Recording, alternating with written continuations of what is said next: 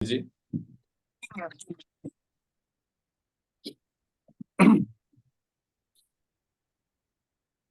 आइए आगे बढ़ते हैं। और आदरणीय पूनम जी आप हैं? पूनम सिसोदिया।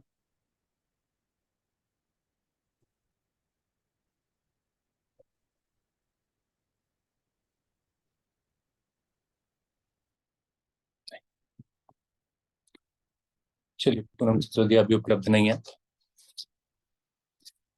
सर्वप्रथम आप सभी को 75वें गणतंत्र दिवस की हार्दिक शुभकामनाएं।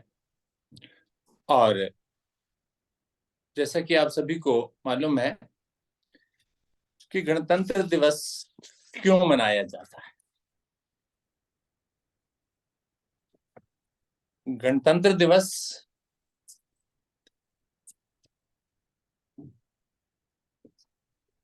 को वास्तव में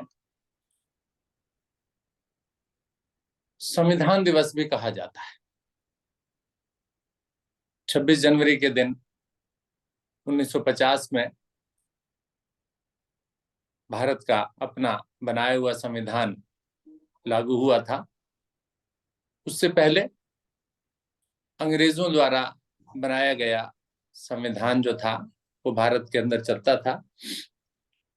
तो 1950 के अंदर, और ये संविधान जो भारत का है, इसके बारे में कहा जाता है कि भारत का संविधान दुनिया का सबसे बड़ा लिखित संविधान है।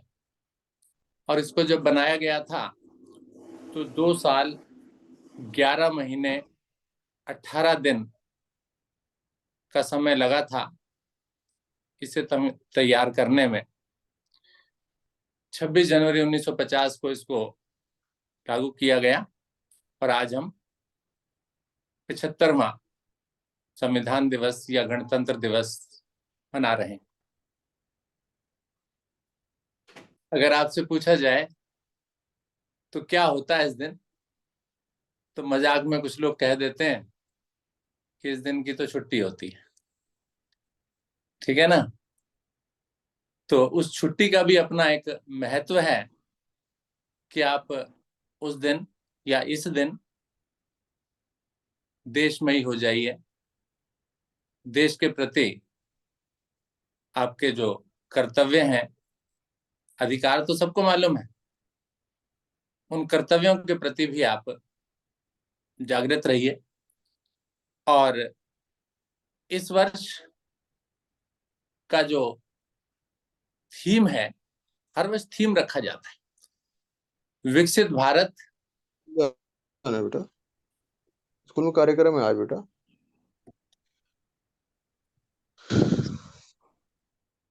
माइक ऑन नहीं कीजिए प्लीज।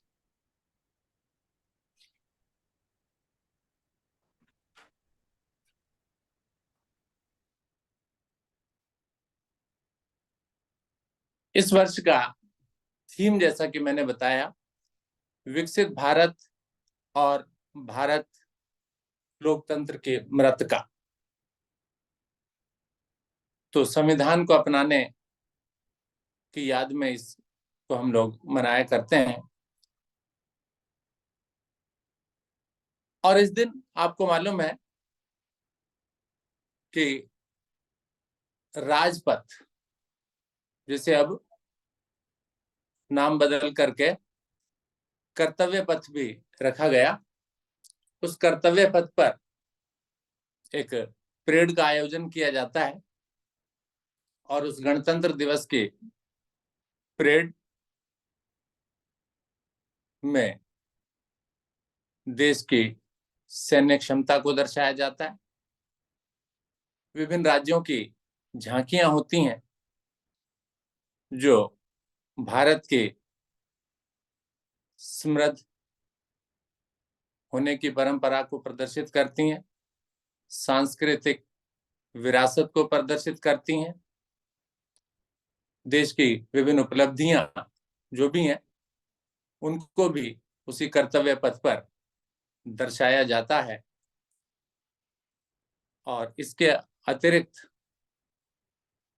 विभिन्न प्रकार के क्षेत्रों में उत्कृष्ट कार्य करने के लिए विभिन्न लोगों को पुरस्कार भी इस अवसर पर दिए जाते हैं। इसके अलावा बहादुर बच्चे जिन्होंने अलग अलग क्षेत्रों में पूरे वर्ष भर में जो कार्य किया होता है उनको भी चुना जाता है, उनको भी सम्मानित किया जाता है और अपनी वीरता के लिए जो सैन्य मेडल हैं वो भी दिए जाते हैं। कुछ जीवित लोगों को कुछ मरणोपरांत प्रदान किए जाते हैं। राष्ट्रपति जी द्वारा इस अवसर पर ये सारा कार्यक्रम उनके द्वारा संचालित किया जाता है।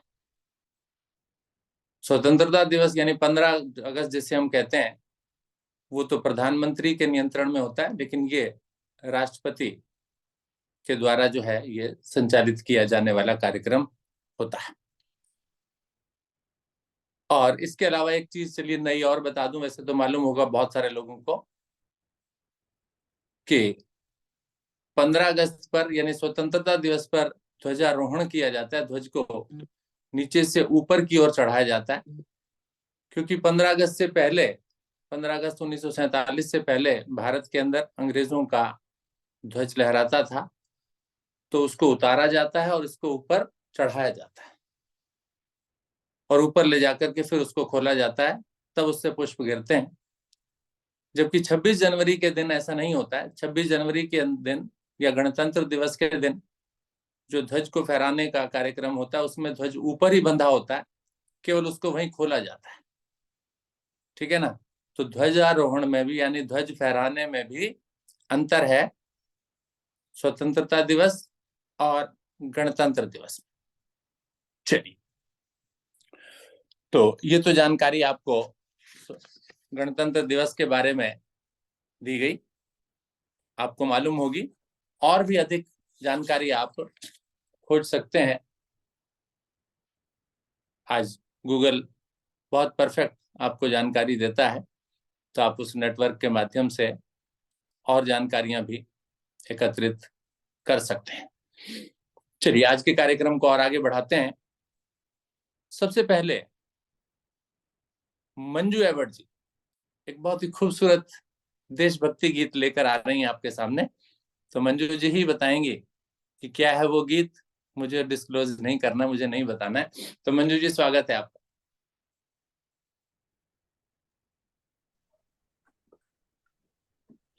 हरिओम सर। हरिओम जी। सभी साधक साधिकाओं को गणतंत्र दिवस की बहुत बहुत बधाई, बहुत बहुत शुभकामनाएं। चलिए, एक गीत देशभक्ति का। कर चले हम फिदा जामतन साथियों, अब तुम्हारे हवाले वतन साथियों।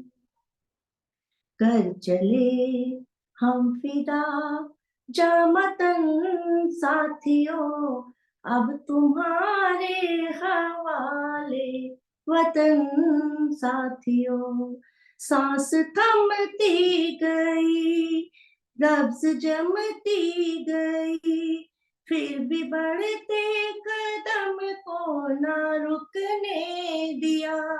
कट गए सर हमारे तो कुछ गम नहीं, सर हिमालय का हमने ना झुकने दिया। मरते मरते रहा बागपन साथियों, अब तुम्हारे हवाले वतन साथियों।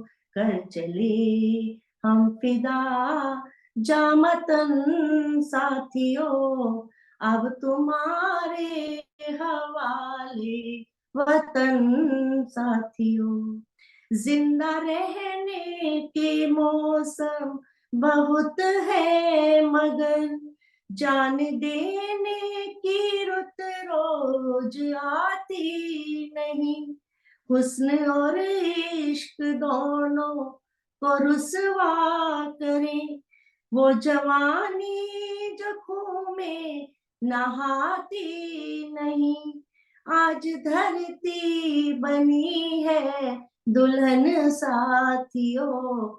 अब तुम्हारे हवाले वतन साथियों, कर चले हम फिदा जामतन साथियों। अब तुम्हारे हवाले वतन साथियों, राह कुर्बानियों की नवीरान हो, तुम सजाते ही रहना नए काफिले। फतेह का जश्न इस जश्न की बात है, जिंदगी मौत से मिल रही है गले। बाग लो अपने सर पर कफन साथियों, अब तुम्हारे हवाले वतन साथियों। कर चले हम फिदा जामतन साथियों, अब तुम्हारे हवाले वतन साथियों। खींच दो अपने कुएं से जमीन पर लकीर, इस तरफ आने पाए न रावण कोई। तोड़ दो हाथ अगर वो उठने लगे, छूने पाए ना सीता का दामन कोई। राम भी तुम हो तुम ही लक्ष्मण साथियों, अब तुम्हारे हवाले वतन साथियों। कर चले हम फिदा जाओ तन साथियों, अब तुम्हारे हवाले वतन साथियों। हरिओम सर। हरिओम जी, बहुत ही खूबसूरत सुरीली आवाज और उतना ही बेहतरीन सॉन्ग, बेहतरीन देशभक्ति गीत आपके द्वारा। पूरा आनंद आया, मस्ती में आपने गाया। कुछ धन्यवाद। अब देशभक्ति का माहौल बनी गया है। वैसे तो 26 जनवरी का दिन ही देशभक्ति का माहौल अपने आप ही बना देता है। कुछ दिन पहले और कुछ दिन बाद तक ये देशभक्ति का रंग हम लोगों पर चढ़ा रहता है, लेकिन ये इन्हीं दिनों ही ना चढ़े।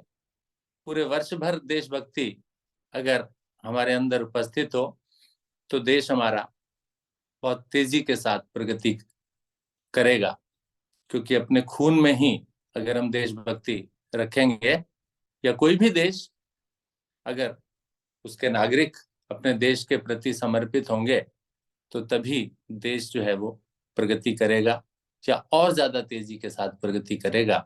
तो इस देशभक्ति को बनाए रखने के लिए आगे आमंत्रित करूंगा हमारी दूसरी सुरीली गायिका आदरणीय आराधना जी। आराधना जी, स्वागत है आपका। आज का सुंदर गीत वो भी आपके ही द्वारा। हरिओम सभी को। हरिओम जी। दिवस की हार्दिक शुभकामनाएं आप सभी को। जैसा कि सर ने बता ही दिया है कि देशभक्ति का माहौल है, और हमारा देश जो है वो समझ लीजिए कि सबसे ज्यादा उसमें सोना, सबसे ज्यादा इतना हम भाग्यशाली हैं कि जो हमने इस देश में जन्म लिया। चलिए शुरू करते हैं।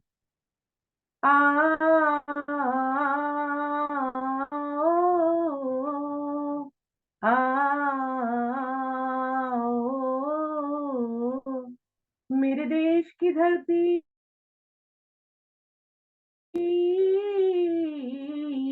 मेरे देश की धरती सोना उगले उगले हीरे मोती। मेरे देश की धरती, मेरे देश की धरती सोना उगले उगले हीरे मोती। मेरे देश की धरती आ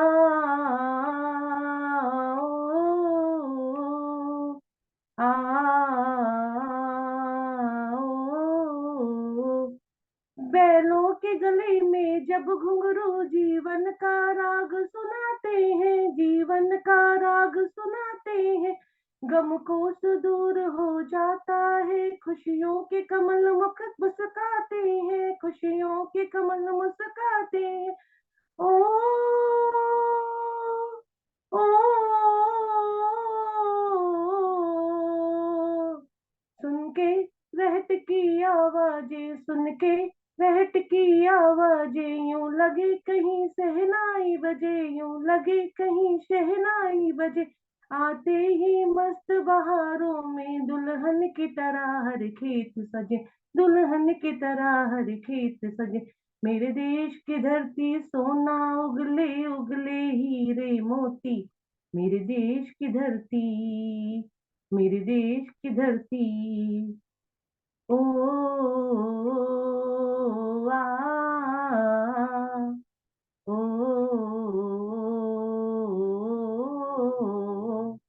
जब चलते हैं इस धरती पर हल, ममता अंगड़ाइयां लेती हैं, ममता अंगड़ाइयां लेती हैं, क्यों ना पूजे इस माटी को जो जीवन का सुख देती है, जो जीवन का सुख देती।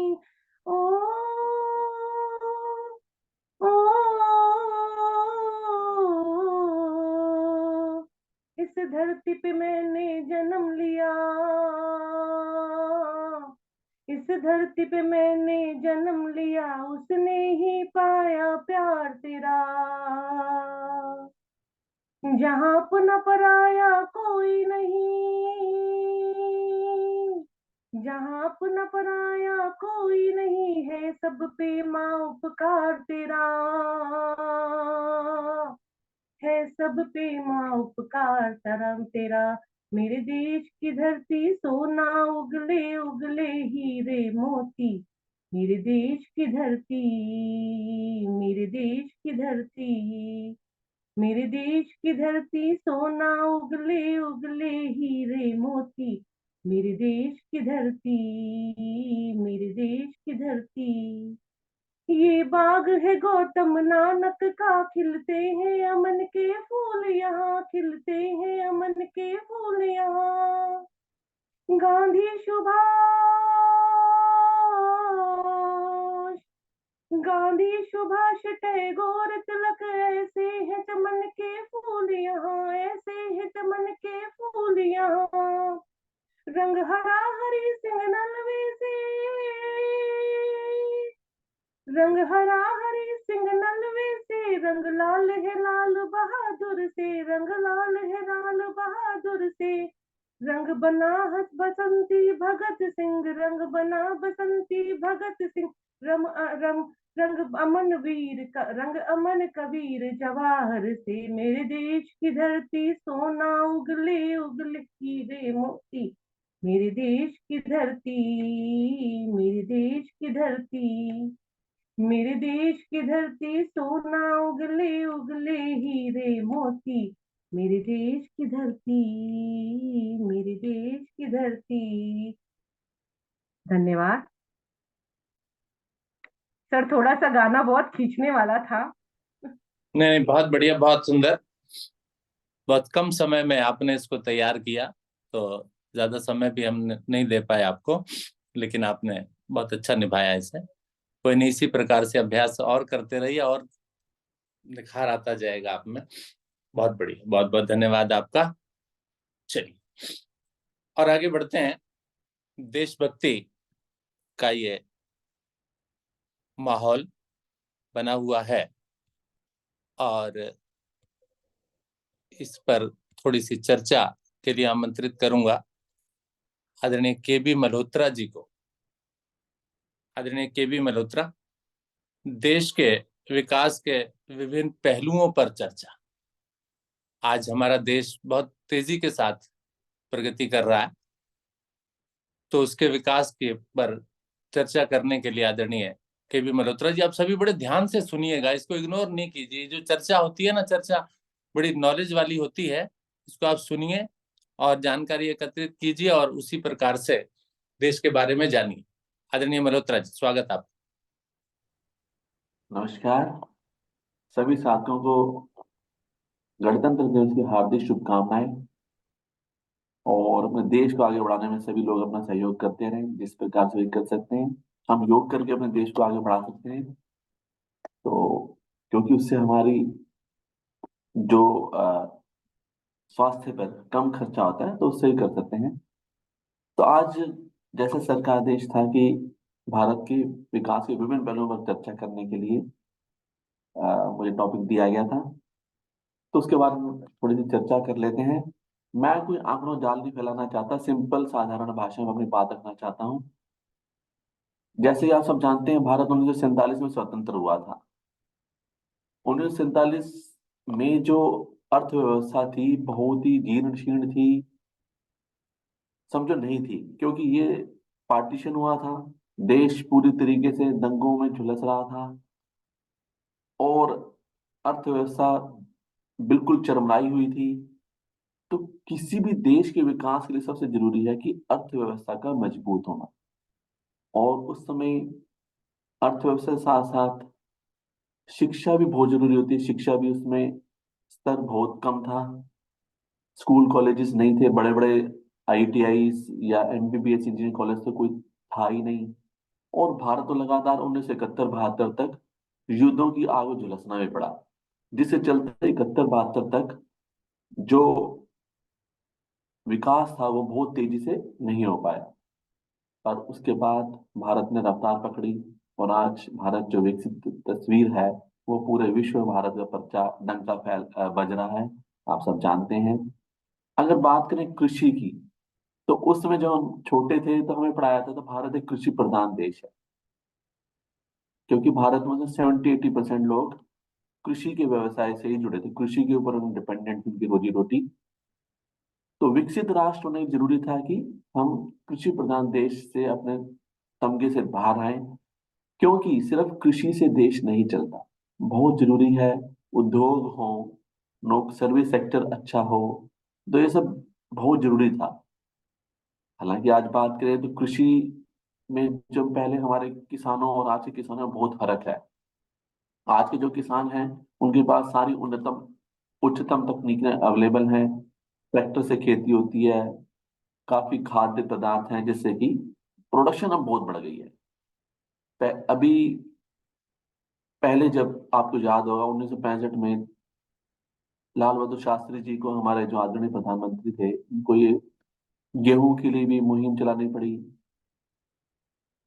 तो आज वो हमारे पास ये स्थिति है कि हम अधिकतर चीजों में सरप्लस है, हम और चीजों को हम इंपोर्ट कर रहे हैं, एक्सपोर्ट कर रहे हैं दूसरे कंट्रीज को, सॉरी, दूसरे कंट्रीज एक्सपोर्ट कर रहे हैं। चाहे वो चावल हो, गेहूं हो, और भी बहुत से खाद्य पदार्थ हैं। तो उस तरीके से अगर देखा है तो हम बहुत आगे निकल चुके हैं। अर्थव्यवस्था की बात करें तो ये सब हो पाया उन्नत अर्थव्यवस्था से। अर्थव्यवस्था बहुत मजबूत है। अब हमारे पास हमारे जो अर्थव्यवस्था है, भारत विश्व की 5वीं सबसे मजबूत अर्थव्यवस्था मानी जाती है। और कोविड टाइम में जब पूरे विश्व में सब अमेरिका तक भी अछूता नहीं रह पाया, उनकी व्यवस्था को भी धक्का लगा था, भारत में उस समय भी उसकी अर्थव्यवस्था बहुत मजबूत रही। तो ये एक बहुत बड़ा चीज है, और जिसके चलते भारत अब आगे बढ़ पा रहा है काफी तेजी से। बात करें हम पुराने जमाने में, रोड्स रोड्स अवेलेबल थे। आजकल जो रोड्स देखेंगे हर जगह हाईवे बने पड़े हैं, कहीं भी जाओ आप फटाफट, आपकी स्पीड 80-90-100 कर दी गई है। रोड्स बहुत अच्छे हो गए हैं, हाईवेज बन गए हैं। और दिल्ली में मेट्रो जैसे आने थे, तो दिल्ली की स्थिति बिल्कुल बदल चुकी है। बिना मेट्रो के हम सोच भी नहीं सकते कि हम कैसे ट्रेवल करेंगे। और भी सभी राज्यों में मेट्रो का जाल बिछ चुका है। रेलवे की बात करें तो रेलवे पहले समय हम साधारण रेलवे थे, अब आजकल बुलेट ट्रेन की तरफ इंडिया बढ़ चुका है। तो रेलों में भी भारत ने बहुत तरक्की की। ट्रांसपोर्ट के जितने भी माध्यम हैं, चाहे वो रोड से हो जुड़ा हुआ, चाहे वो रेल से जुड़ा हुआ हो, चाहे हवाई यात्रा, जगह जगह एयरपोर्ट बन गए। इतने एयरपोर्ट बन चुके हैं, छोटे छोटे सिटीज में भी एयरपोर्ट बन गए हैं। पहले एयरपोर्ट सिर्फ 4 या 5 होते थे, अब हर जगह ही एयरपोर्ट है। अब एक स्टेट में ही 5 5 6 6 7 7 एयरपोर्ट है। तो भारत बहुत आगे निकल चुका है उस तरीके से। और सबसे इसमें एक अंतरिक्ष की बात करें, अंतरिक्ष विकास में, तो अंतरिक्ष में तो आप जानते हैं भारत ने डंका बजा दिया है अपना। इसरो ने जिस तरह से सैटेलाइट लॉन्च किए, चंद्रयान की जो सफलता अभी भारत ने, दक्षिण पोल में भारत पहला ऐसा राज्य बना, स्टेट कंट्री बना जिसने दक्षिण पोल में चंद्रयान को स्थापित किया। तो भारत ने अंतरिक्ष में भी बहुत आगे निकल चुका है, इतनी सैटेलाइट्स लॉन्च हो चुकी हैं। पहले भारत को दूसरों डिपेंड रहना पड़ता था, अब भारत दूसरों को अपनी सुविधाएं प्रदान कर रहा है सैटेलाइट लॉन्च करने के लिए। शिक्षा के माध्यम, मैंने पहले बोला कि शिक्षा का जो पहले स्तर था, पहले स्कूल बहुत दूर दूर होते थे, बच्चों को दूर दूर जाना पड़ता था। अब स्कूल्स बहुत हैं, और खास तौर से जो हायर इंस्टीट्यूट से बोलते हैं, चाहे इंजीनियरिंग की हो चाहे एमबीबीएस के, बहुत सारे खुल चुके हैं। तो जिसके चलते आज ये देखो, भारत के जो बच्चे हैं सभी बाहर की कंट्रीज में जाके अच्छी तरह से स्थापित भी हैं और भारत का नाम ऊंचा कर रहे हैं। तो खेल के साथ साथ, शिक्षा के साथ साथ खेल भी बहुत जरूरी है। खेल में भारत ने पिछले कुछ सालों में बहुत तरक्की की है और बहुत से मेडल लेके आए भारत के जो एथलीट्स है। तो शिक्षा और स्वास्थ्य जो बहुत जरूरी होता है, शिक्षा, स्वास्थ्य, खेल, ये सब आपस में जुड़े हुए हैं। स्वास्थ्य के क्षेत्र में भारत ने बहुत तरक्की की, काफी हॉस्पिटल्स बन गए। कभी भारत में अच्छी सुविधाएं नहीं थी स्वास्थ्य की, अब बाहर से लोग आते हैं स्वास्थ्य के लिए। बहुत से कंट्री में आप देखेंगे बड़े बड़े हॉस्पिटल्स में बाहर से लोग आए हैं जो भारत में इलाज कराने आते हैं, क्योंकि भारत के इलाज को ट्रस्टेड माना जाता है, भारत डॉक्टर्स को लोग ट्रस्ट करते हैं।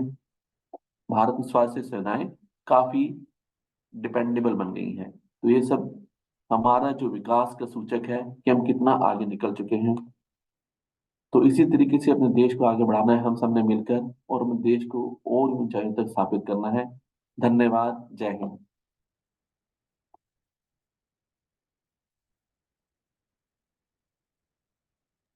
बहुत बहुत धन्यवाद आदरणीय मल्होत्रा जी। बहुत सुंदर जानकारी आपने उपलब्ध कराई। आजादी से लेकर और अब तक जो प्रगति भारत ने की, उसकी बहुत सुंदर जानकारी आपने दी।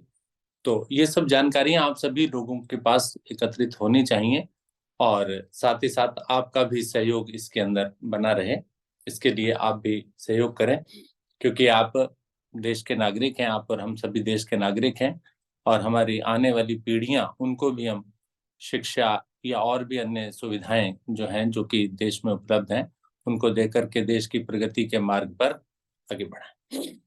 चलिए अब आगे, जैसा कि मैं थोड़ी देर पहले देख रहा था, उपलब्धता नहीं थी आदरणीय मिथिलेश जी की, मिथिलेश चतुर्वेदी। मिथिलेश जी एक सुंदर गीत लेकर आपके सामने आ रही हैं, उसको सुनिए, उनके शब्दों को सुनिए और प्रेरणा थोड़ी सी लेकर के चलिए। मिथिलेश जी माइक ऑन कीजिए। वेरी गुड, माइक ऑन कीजिए। हरिओम सर। हरिओम जी। सभी को गणतंत्र दिवस की हार्दिक शुभकामनाएं। जी सर मेरा गला बहुत खराब है, तो मैं कोई बात नहीं, कोई बात नहीं, खराब गले में ही हम सुनेंगे उसे। जी सर मैं पतंग फिल्म का एक गाना सुना रही हूँ जो 1960 में बनी थी, और मोहम्मद रफी ने इसको गाया था, और चित्रा कुमार पे ये फिल्माया गया था। तो मैं उस गाने को आपको सुना रही हूँ सभी को।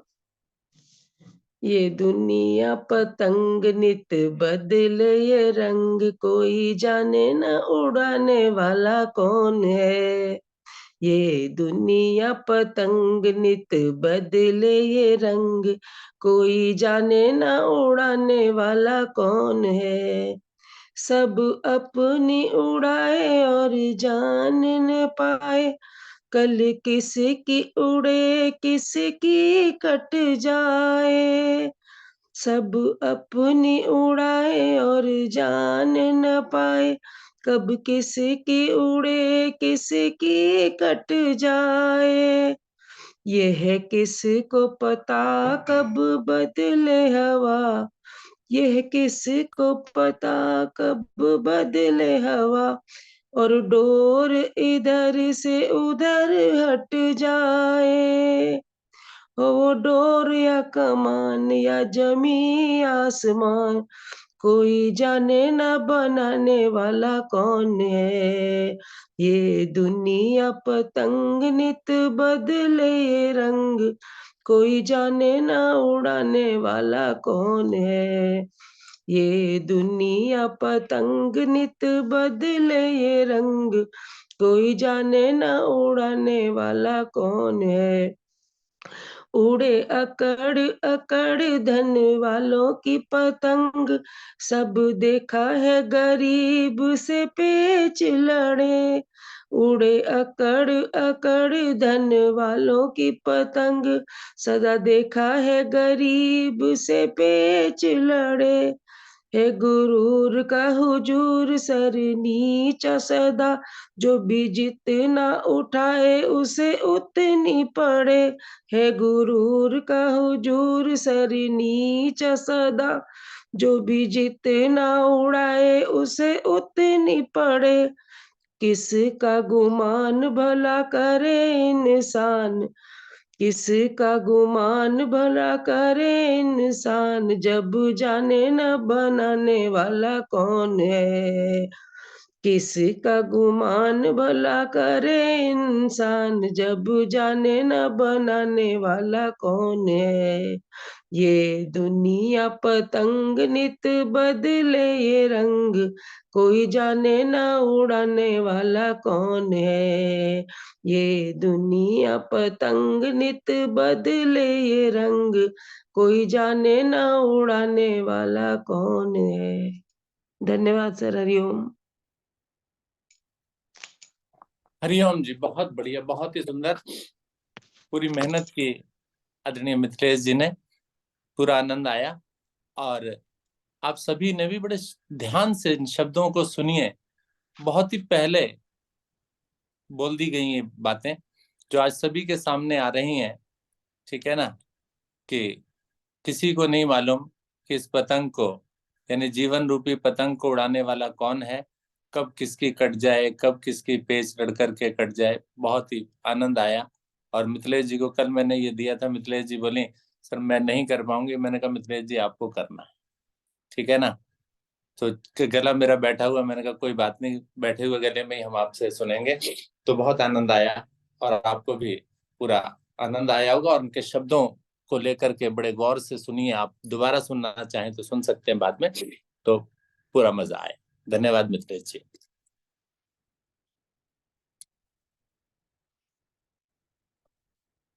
बहुत बढ़िया। आदरणीय मल्होत्रा जी, मिथिलेश जी, उसके पश्चात सोनिया जैन। सोनिया जी एक सुंदर कविता लेकर के आपके सामने प्रस्तुत हैं।